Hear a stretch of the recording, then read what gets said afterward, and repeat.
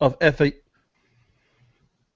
So what can you say about the last 2 weeks of FAU on the road at Nebraska and Alabama? We're $2 million richer. Hello, everybody. This is the FAU Football Fancast here on YouTube, presented by Wise Guys. I'm George. On Twitter, I'm at King of Podcasts, accompanied by my brother Andy, who is on Twitter at FAU Wise Guys. $2 million richer. We're not going to see any of that, but, you know, it's nice to say that, right? Wow. Oh, man. It was the rough game. 41-0 down. We were steamrolled, and swept by the Tide. Rolled, and they gave us a break because there was still about like 7 and something on the clock. We basically got the mercy roll. Yeah. we basically did. And luckily we did. So we're going to talk a little bit about. No, we're not talking much about Alabama. We're going to kind of just let that kind of just roll by a little bit, and then we'll talk about we're coming home.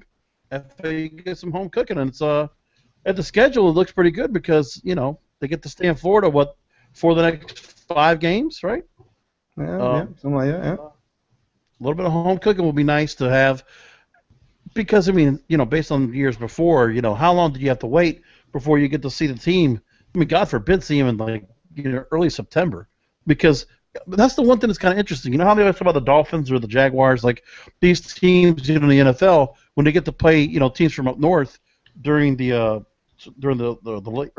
late summer, early fall, and they get that heat factor. Everybody talks about that. Well, FAU has that same thing, but our games don't start until October almost because we're waiting until after all of our $1 million games to finally get to play at home. No, I've never really bought into that whole teams come down here and get worn down kind of thing. Listen, our guys got to play in that heat too, and it's hot. I mean, if you've been outside, it's not as bad as it was last month, but it's hot, man. You're gonna get tired and hot. No, and the other thing too is that we're not taking advantage of that. I mean, that's kind of nice because the home opener this weekend is at 7 o'clock on Saturday? Kickoff's at 7? So see, it's not going to be that hot. At night, it hasn't been that bad, so no advantage there. I mean, it'll be advantage being at home. Hopefully, we'll have a little bit of a crowd this time. Maybe they can actually take some more pictures of the stadium with people in there now this time. That's the first thing we complained about when we were trying to set up all the graphics for this YouTube channel. We were even saying, I forgot, I didn't even put that new picture up that you said you were going to send me. Because that was the game opener, and I took a bunch of pictures because I thought this.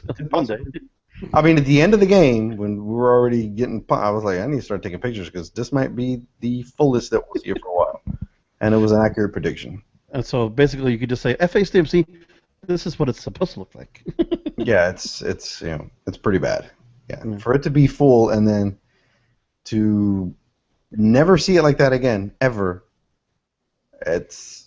I'm hoping for a decent crowd. It would be nice to have a crowd that could get behind, that the team could actually hear from the field, which would be nice. Absolutely. I mean, look, we're not going to have a TV audience out there. There's nothing that's real look, maybe next year when we play Miami at home, we'll probably have that real crowd out there that we can, that people are going to hear and almost be Hurricane fans going, you or whatever they're going to say, right? So, but still, it's nice to have the team come home with an opponent that now is much more to their caliber. It's Conference USA opponent. And first of all, let me ask you this. We got to go ahead and just track back and talk about the last 2 games and just say to yourself that, we get the money. We get to evaluate these players for the first 2 weeks of the year and see what we have.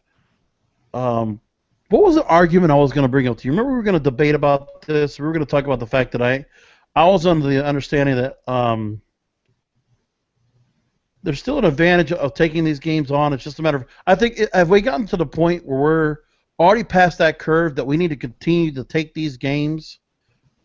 I mean, people are against it, but listen, the real world works on money. You don't just make up uniforms. You don't make up traveling costs. You just can't just make that stuff disappear. It's there.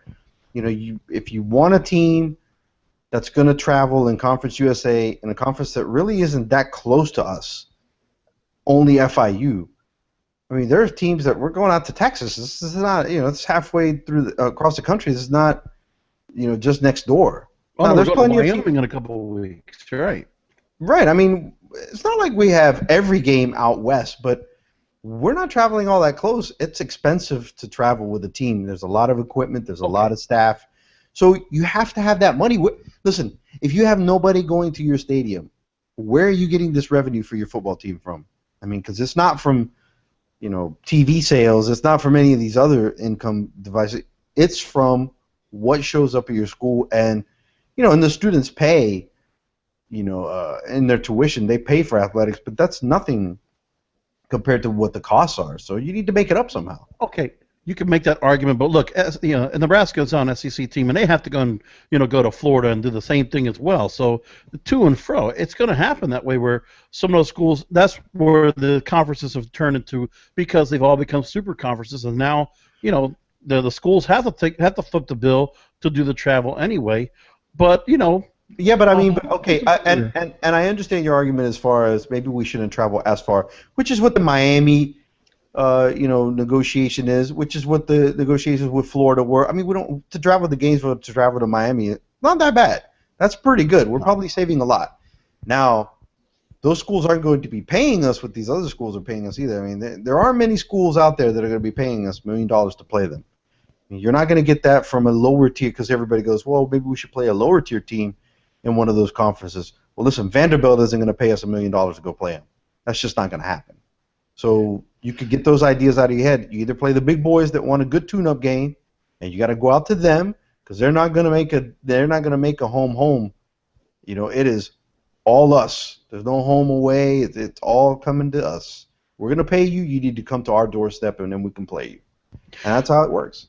Let me ask you a question. Do you feel like, and then maybe this is going to sound very bad because people are just going to be pissed off when I say this, but do you think that it's also something too that when we're playing these games that are we not showing everything that we have, because we're keeping everything pretty basic still when it comes to our schemes, because of the outcome of the game. I mean, we can more or less. It's just showing you the gap between our talent and their talent. That's just what it is, man. And and people could say, I hear grumblings from, and you talk to these same people. They're already getting they're already starting to take to put one foot off the Charlie Partridge, bandwagon. And it's unbelievable. Oh yeah. For me to believe that somebody after 2 games against top 25 opponents with a cupboard that you thought was pretty full, but man, they lost a lot of senior guys last year that were really important.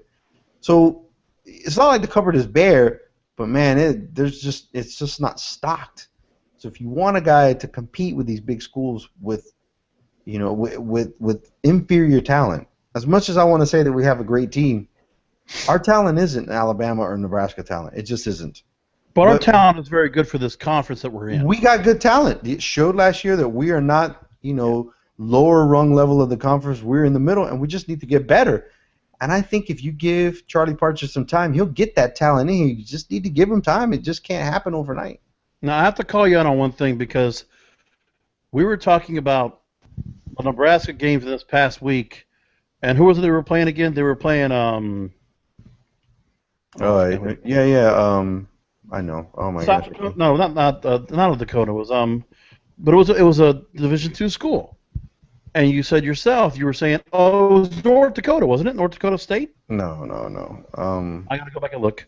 But what I remember was you were kind of taking the fact of saying, okay, so we lost to them like we did, and then another team comes into Nebraska the next week, and they're playing them close, and they almost had a chance at the end of the fourth quarter to pull it out, but they didn't.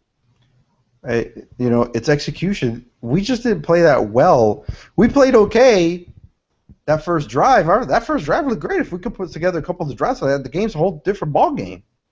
But we didn't. We just looked bad after that, and that's what's going to happen. You could get blown out by a team that's not that superior talent to you. We've been blown out by teams before where we were pretty close to that. I mean, teams in our own conference have blasted us pretty good. And we thought, what happened?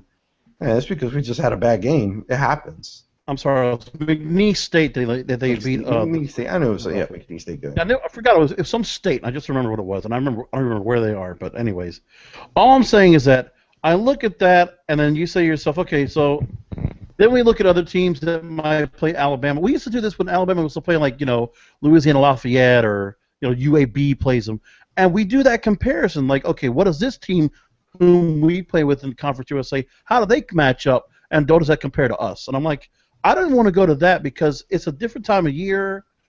It could be a different time of team. It could be like injuries are a factor. Who knows what it could be? But it's any given Saturday anyway. Things will change, and I think we could have been more competitive. I mean, I think if Quez was out there this last weekend, we might have had maybe a few points. I think we would have been competitive. I mean, I don't think Hankerson had a bad game. I think he played okay, and it still wasn't enough to get points on the board. Which against Alabama doesn't surprise me though.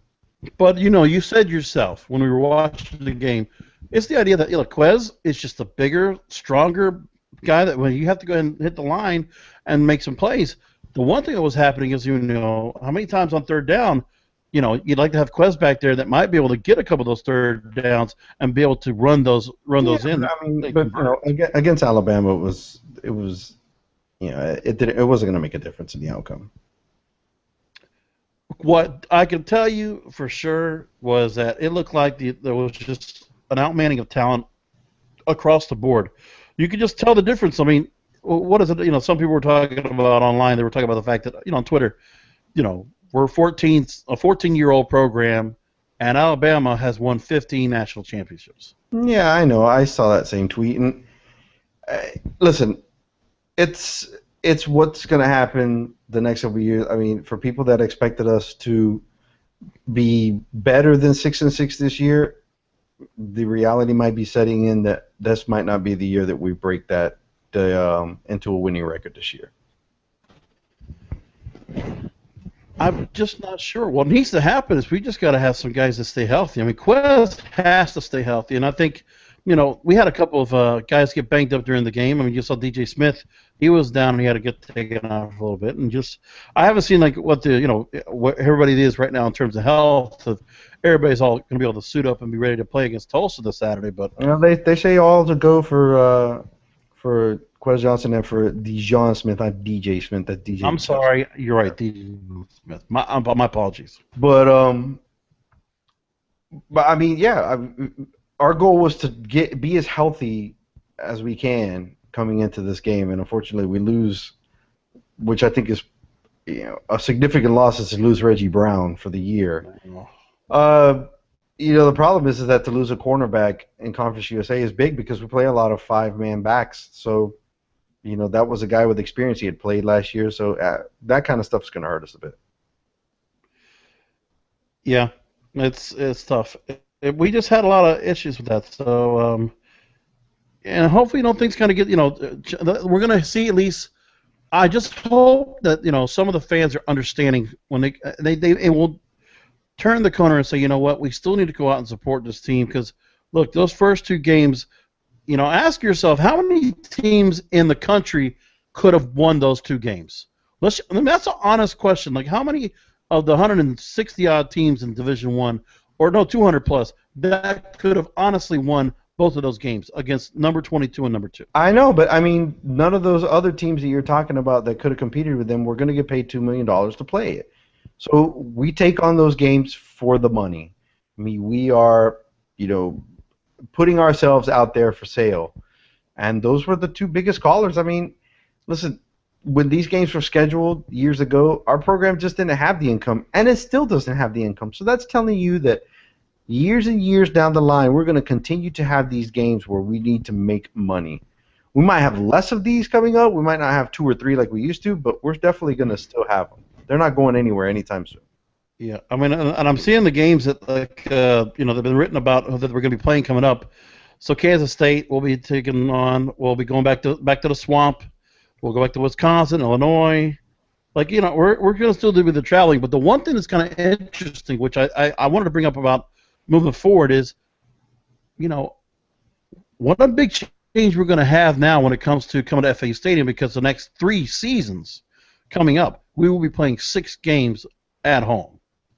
Well, we're going to be paying more for our tickets, which is number one. I mean, you're going to get an extra game, so that in turn, when you don't have a good product on the field, raising ticket rates, people are going to grumble, or you're going to. Oh, But my God. I know, but what you have to do is they have to do a good job of educating people, saying, listen, you're getting an extra game this year, and we're giving it to you at the same price, just going to add money to your ticket. And, people are just, I mean, the solid fan is going to be there. It's the fan that says, oh, I was going to buy some season tickets, but now they're going up. And so we're always going to deal with that. And then, it's just in Florida in general, we just have fickle fans. But the older the FAU gets, the more alumni that'll be around, and I mean, there are kids now in school that have only known FAU with a football program.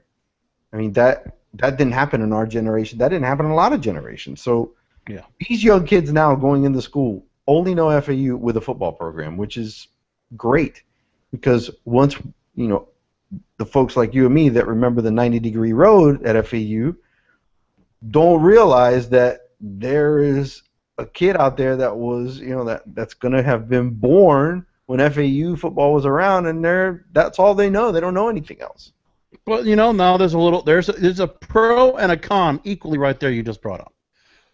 But when you're talking about, you can give, you may hear, because what's going to happen is it's going to affect the season ticket holders more than the people that come up to the stadium and go buy a ticket for the week.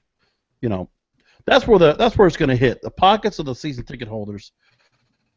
I'm just wondering, if we get some kind of how big of a dent are we going to take next year on season tickets? No, I think sometimes we're going to take. I think sometimes we're just going to take a dent because we just don't have a great product on the field. But when you win, it heals a lot, and that's what we. So I got to bring up one thing now. Speaking of getting fans to the stadium, and now if we don't have a good product on the field, as you say, you have the student section as of this week. I just learned about, they're resorting to a little gimmickry, if you will. They have now done a thing where on campus, not just at the stadiums, they're making it a point of the kids are wearing red pants. They were wearing red pants to the coaches show to support the team, because the whole idea is they're trying to get Coach Partridge to, at a promise of, if certain things happen, he will wear red pants during a game on the field with part of the coach's uniform.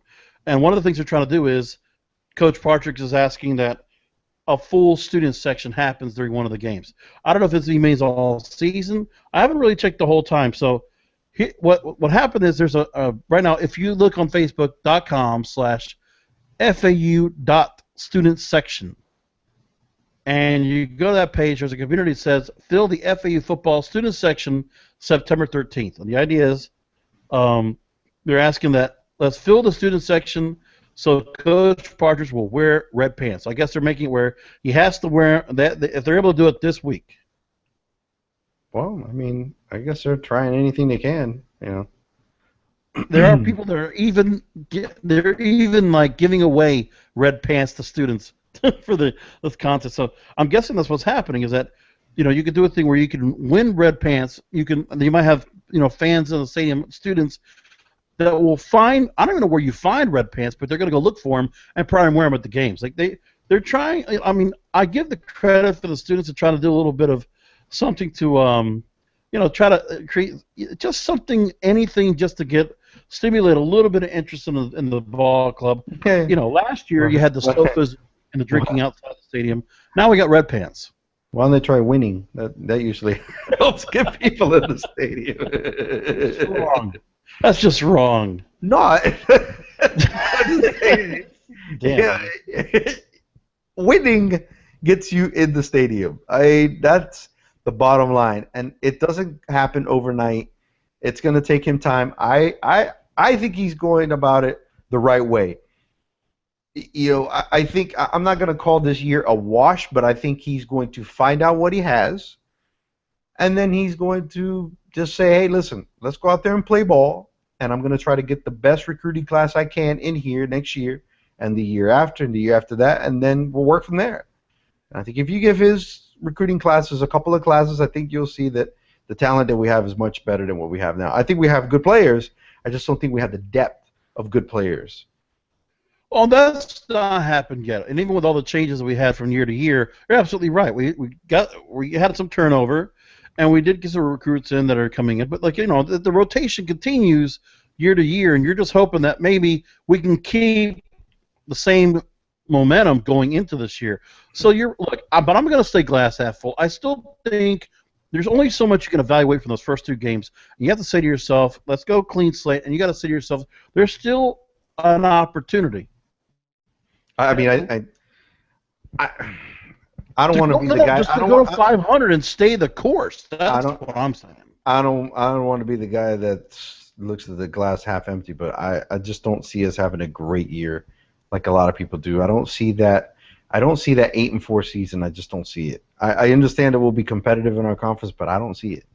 And I'm going to read you a tweet that we got. I mean, and I respect this tweet because this is a player's perspective. Moose Johnson, who was on the team last year, Mustafa Johnson.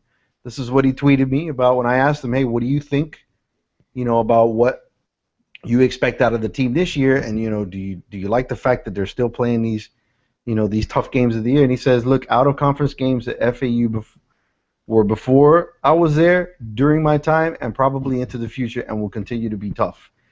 I do think they can and will do some good things in conference play. I expect to be spending the holiday season in Boca for the Boca Bowl, and I also got my passport ready for the Bahamas Bowl. So, nice. He's being optimistic, and listen, I hope I get proven wrong. I don't want to buy season tickets. I don't want to root for a team that isn't going to be any good. Of course I do, but at some point you have to be realistic, and this game is going to tell a lot about how our season goes. A lot, and hopefully we show up with a good crowd. We get an inspired performance because, to be honest with you, it's hard to come back after 2 weeks of getting beat on. So we'll see what happens. Now, I got a quick question. We've looked at both big games, and we've seen how Quez Johnson and Greg Hankerson have played separately. And you can just see the dynamics of the offense just are different between each of them being on the field. So I think that has to do a lot with who gets the starting snaps and who doesn't. So that's unfair to Greg Hankerson to say, well, he doesn't look as sharp as Quez Johnson do. Well, of course, because Quez Johnson was getting the number one reps, all throughout camp. So I don't put too much into that. I think if you gave Hankerson the same amount of time, he'd look fine. So, and nobody's going to look good against Nebraska or Alabama. So.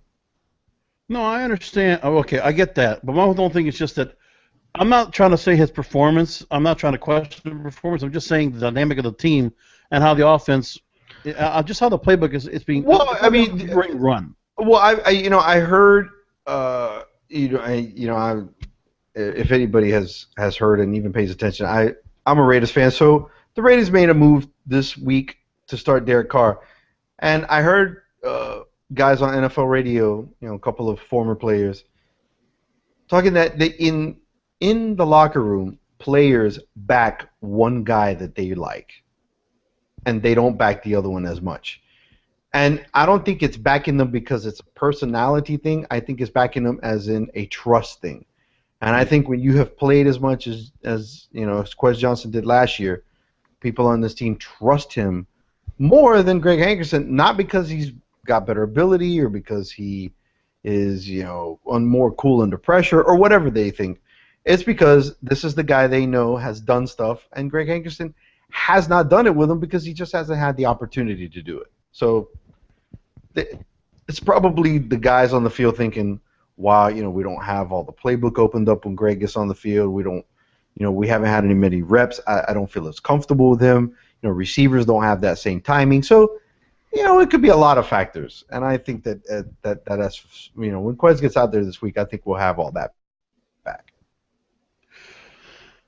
So when you come down to it, I just think that, so big a difference that we had that when we're going to come back out here, I think everybody, the team as a group together can regroup and get themselves back into business. I mean, I think last year when we went back and we got back into conference play, I think Quest did pretty good, getting themselves back in and just, we're making ourselves competitive again. It's just a matter of doing the same thing over. It's just, we have to get used to this cycle now going forward. But I think one thing that needs to happen is we need stability on offense. So we need to make sure that we don't. I think I understand where maybe Hankerson and Johnson were being rotated into the lineup, but I think we need to have stability and stick to one guy going forward the rest of the year. Oh, I'm sure, but I mean, you just have to play number 2 guy if your starting guy's hurt. I mean, that's just obvious. So, I don't think there's a quarterback controversy. I just think that's I talked to guys, friends of ours that said that they thought he got sat down because they didn't want him hurt in the Alabama game, and I don't know if that's true or not, but I think he could have played if it was, say, like a bowl game or some kind of big conference game. I think that Quest probably could have been in there, but so did they lean to the side of being cautious? Yeah, probably. And that goes back to my original point. I mean, how much of the offense do we see? How much were we trying to protect yourselves from not getting injured going forward? You don't know, and to be honest with you, as far as the conference is concerned, it really doesn't matter at this point. Everything starts to you. So. Well, now there's no more. There's no more to go. No doubt about it. You have to just go full force without any question. If you weren't or not, now everything has to play correctly. Like, I mean, I guess some people it's a weird way to say we plan to play dress rehearsal the last couple of weeks because Well, that's what I mean. That's what other teams. Really that's what other teams were doing against us. Were playing dress rehearsal. So that's all. That's pretty normal. So these games didn't count so much for us, and these games didn't count so much for them. But do you still feel like? I mean, my thing is, I understand just looking at just the outcome, just based on a performance, but I think going forward, it just has to be something where I thought I saw a lot of good things, and we had some some playmakers that were able to show up somewhat a little bit against Nebraska. Couldn't see much going on with Alabama just because there was just so much going on. It was just so hard to do anything to get any kind of leverage at all. But I think, when it comes down to it, I mean, I think run defense is a major concern going forward because we just like I said, you can't. Like I said, don't go by what you see in on the TV or what you saw in these first 2 games. I think you just need to throw those games out. Okay. All right. Enough said. So we look at Tulsa coming up, and they are also the same victim. Another Conference USA team that decides to they take on their big brother Oklahoma, and they get pounded. And I think that game didn't even finish as well, right? I think that game finished because of lightning or something like that. Oh, I didn't pay that much attention. I saw a little bit of it for a little while, but it was pretty ugly. So that game was on national TV, right? That was on ABC, and I remember seeing it. I was like, wow, like what were they thinking to put that on? I was like, because Texas is a big market. That's the difference. Yeah, 52-7. So like, I mean, I don't know how many conference USA teams did pretty well. We all took our liquids, See, that's the whole point. Is that I think every conference USA team, much like every Sun Belt team, if you're playing a big BCS opponent, the woodshed's right there. Just walk right in. That's all. Hey, listen, man. You got to get paid. Got to get paid. Yeah. So, what do you think the crowd's going to be? Like, I mean, what are you looking forward to as we're going to the stadium? I want to see if the students are going to pull off red pants. I really want to see if they're going to do that, or just go all red or something like that. And will the students show on a Saturday night? I mean, I'd like to see this here. See that right there? See that? That's what I want to see right there. That's what I want to see. But we're not going to see that. That was one of the pictures I took. That's what I want to see, but we're not going to see that. If you are not watching right now, you're just listening in, just in the background. Yeah, Andy just put up a picture of a full crowd, which we haven't seen since. I mean, a full crowd. I mean, I'm telling you, it was the. I mean, it was packed. I mean, here, look at it again. Packed. Look at that thing. I mean, packed to the brim, all the way. I mean, end zone, everything. It was fantastic. Yeah. And like I've said before, it's you go out there. Crowd was going crazy. I even videotaped the team coming out with the smoke and all the crowd, and then you get out there and just lay an egg. That's what happens. I mean, we didn't close Lockhart out very good, and we didn't open this one up very good. So No. No, but I just think at least we can get past. We're still hurting today. It's like only a couple days ago that we had a couple of shellackings going after us the first 2 weeks of the year, and it just hurt. It just really did. So, do we think the crowd's going to be existent? Are they going to come in? Or are we actually going to? At least get to the I tell you what, though, at least we're going to have a pretty vibrant student section, which would be great. And and I've always heard, talking with people at the game, that it would be nice to set up a second, kind of student section somewhere else in the stadium, for overflow. But I think the student section is great. I wish it would overflow into some other parts of the stadium, but we'll see.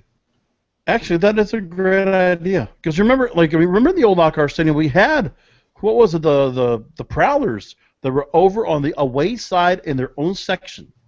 Yeah, and I don't know. I don't know if we have enough, to warrant to do something in football like that. But it's probably something. If you get, listen, we got a lot of students. If we can get enough students to do it, I'm all for anything. Yeah. I wish there was something that you could do like that, because, there's got to be some other things that you do to help, create that interest in the stadium. It's like, look, we still. The stadium is nicer. The amenities are much nicer, but the experience of the game is still the same. It's like the same announcer we always have. He's like, and the Owls, 44-yard line. It's that announcer that was there at the old stadium, and that old speaker you can never hear, right? It was just like, it's like a. Oh, my favorite, owl ball. I love that. How he just kind of growls. He just growls it out. Owl ball. And it just kind of groans it out. That's great. That's Let me tell you, let me tell you something, man. I miss the carnival cars with the the Philly cheesesteaks. I miss that over there at Lockhart. It's pretty hokey, but I really enjoyed that part. I like that. Salt and peppers. Yeah, the ROTC with $3 popcorn or whatever, and the candy was super cheap, and it was good stuff. No, and let's remember the announcer. I don't know what his name is, but I just know the PA guy. It's like, 3rd down and 15. Aaron. That's what he does. It's like, hey, boom. Listen. Anything is better than I don't know the guy's name. He was, he had a lot of enthusiasm, but pump it up. Oh. By the way, okay, I got to go and talk, offline to Andrea Ocampo, which I already learned that she actually wrote on her Facebook page that she is returning to do the announcements, all that stuff. She will be doing all the little stadium. She'll be the stadium announcer out in the field, doing all the contests and stuff this year. She's back once again. So the first year we had, let's go pump it up, Effie, let's pump it up, and doing hockey stadium sales and hockey concessions and all that. And then Andrea came into our lives, and Andrea is a breath of fresh air. She's amazing. Go follow her. I believe her Twitter is Andrea Ocampo, and she was great to have. That was one of the things I actually, she's gorgeous looking woman, but on top of that, she's talented and is full of personality. And it was fun. Some of the what the students had to do and some of the things, to win prizes. Sometimes I'm surprised the students actually. They gave away some decent prizes last year. They were giving away iPads. I don't have one. $500 iPad. They were some trivia contest or some sand, dancing kind of thing or whatever. And like, oh, yay iPad, yay iPad. Come on, what is wrong with you? But I would love to have an iPad. I would go nuts if I want an iPad. Oh well, I'm sure you can manage without one.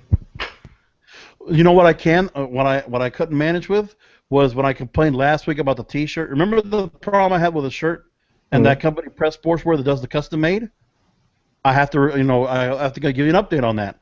And I didn't tell you until I waited for the show, so I was going to tell you that. So I called him up and I said, "Man, look, this thing that you gave me, this thing's flimsy, like tank top." I got it around here. I'm not going to grab it here, but I mean, honestly, it was like nothing. Like all it was the logo. Like it took over the entire tank top. It was monstrously huge. I go back to them. I call them. I call customer service. We actually found other sizes for me that were not shown on the catalog, on the online catalog, and they told me what other shirts they had available. So now I have, being shipped as of today, they email me. I have a new T-shirt coming, same kind of customization I want, but a nicer shirt in my size, perfect. Wow. And you got to keep the other one? Yeah. Oh, well, They didn't tell me to return it back or ship it or nothing. They said, "Hey, all I had to do, if I had to pay anything, was the difference between the shipping and the cost of the first one. If there was any extra cost, a couple of bucks, I'd have to pay. Otherwise, Prep Sportswear, customized FAU was nice. But of course, I mean, that's for me. I was trying to find stuff, like find something that good and fits. But like everybody else, I know Andy, you always kind of make a point to talk about it's Al time. So let's make sure we shout out it's Al time and talk to the guy out there because he is good people and much respect to him. It does runs a great store over there, without a doubt. So, and if I forget his name, I don't think it's Mark or Eric. I forget what his name is. But if the owner, if it's Al time, maybe I'll even stop by the store. Maybe I'll see the Fancast. I'll stop by and ask. I'll come down to your store on 20th Street and I'll say, "Hey, maybe you can help sponsor the show. We'll even put a little logo here on the screen during the broadcast." Listen, we're just like FAU. You need listeners for sponsors. Hey, we're doing pretty good on YouTube, man. YouTube, I'll tell you what, we got 100 views almost for the first episode. That was good. Yeah. That's for all those who were just inquisitive. You were saying, what is FAU football? They got a Fancast, really? What about the one we did? Did you even know we did one last year? Did you know? Yeah. Nope. No. We did it. Hey, man, we did it in the studio. We had we had in third person. Like we had a rundown. I mean, God, we were written down. We scripted it all. Not like this anymore. It's much different now. Oh, well, we're much better now, not scripted. Oh gosh.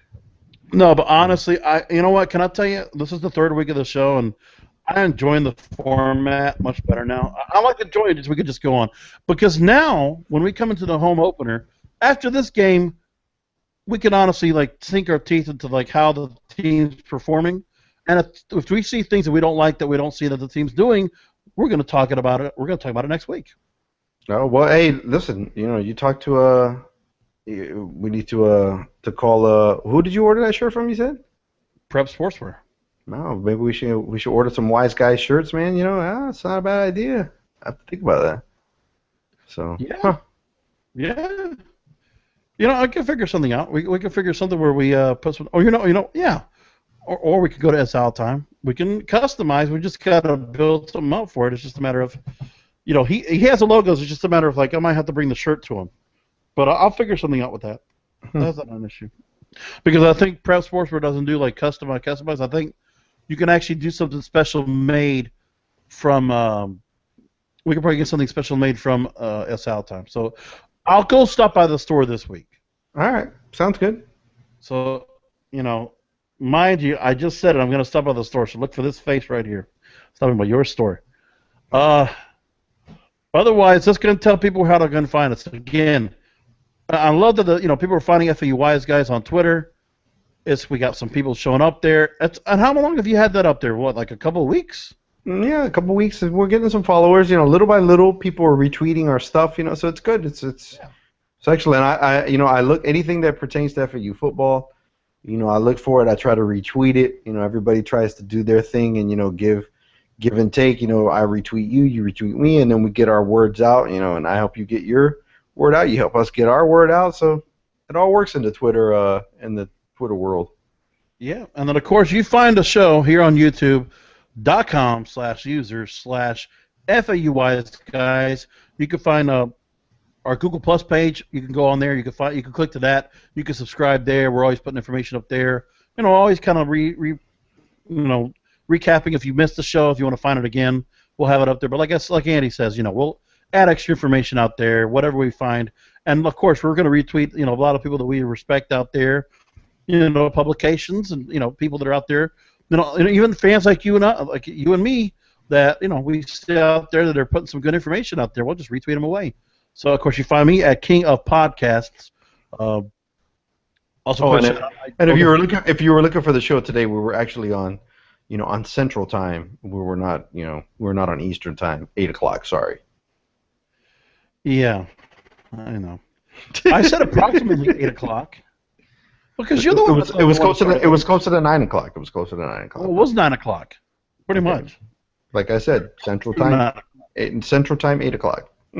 It's not my fault. Look, I got some things going on. Live from Chicago. Hey, I'm trying to work on it. Well, you know what? It's Tulsa time. Yeah, all right, I got you. There's a song that goes like that, right? Working on Tulsa time. Dum, dum, dum, dum.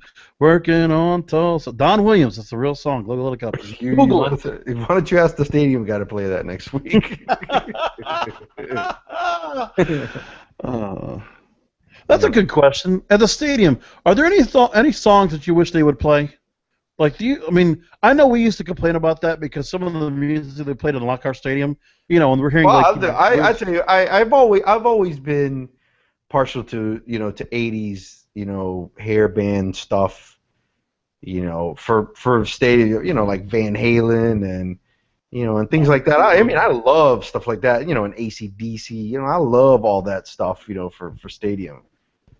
For stadium music, I always thought that was the best. Metallica, right? I'm a Raiders fan. So Back in Black when the Raiders come out is the best. And when you guys Tampa do the the Enter the Crazy Train or Crazy Train, right? Entertainment, yeah. All right, so all those those were all great. So I was like, I know they're a little cliche, but they're great though. They really are. I'll give credit, and this is one of those. What a platform! I always talked about when we were doing these shows. We were talking about doing a podcast 2 years ago, and I said, you know what? I don't even talk about this. I can actually I go somewhere now to talk about stuff like this at the stadium. It's like, even the music. I like to get energized and pumped up. I'm getting into the fact that at the end of the third quarter we're hearing Isley Brothers shout. I'm getting into that. I like that we're hearing what else is there? They hear some Black Eyed Peas once in a while. We hear some rap music here and there, but whoever it is that's been doing the last couple of years has been good compared to what was at Lockhart Stadium, which was no.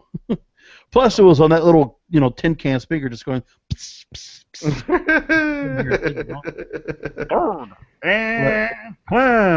It didn't have to be that loud. It was only people sitting at that one end. It was like a high school football game over there. But no, and remember that scoreboard? It was just the little crayon-looking stuff. It's with the light board. The light bright board. Oh my God! How embarrassing was that? Look at our scoreboard for our sponsors.